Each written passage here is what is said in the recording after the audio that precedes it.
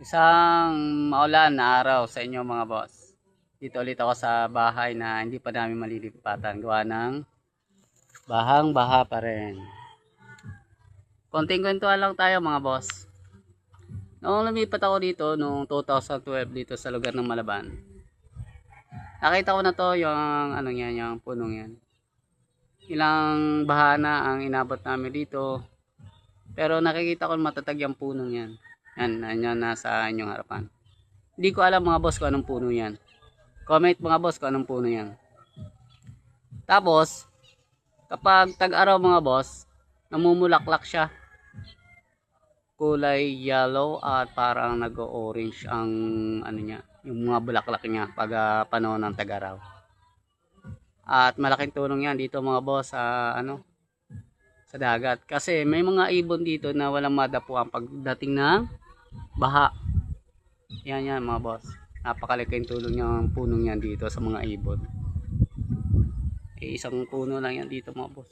Puro kabayan na. Dito sa dagat ng Malaban.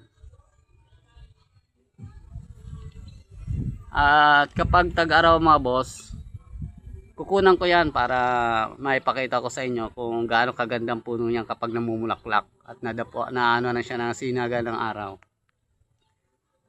Yan, hindi ko alam mga boss kung anong puno to eh. Matatag siya mga boss sa sa pagsubok ng baha, tag-init. Katulad sa buhay natin mga boss, dumaranas tayo ng paghihirap, minsan may ginawa. Wag lang tayo bibitiw mga boss. Tuloy lang tayo sa buhay natin kahit nasa baba tayo.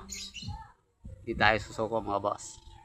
Katulad niyan punong yan, pag dating na tag-araw naman, nagbibigay siya ng napakagandang bulaklak at tumutulong siya sa mga ibon na dumadapo sa kanya. Malaking tulong siya mga boss. Darating din ang panahon na tayo din mga boss, katulad ng ibon punong yan, pag naging matatag ka lang sa mga pagsubok sa buhay, ay mamumulaklak ka rin na napakaganda. Kaya mga boss, sana mapanood tong video ko at like i-share mga boss. Salamat sa sumusuporta sa akin. Thank you po.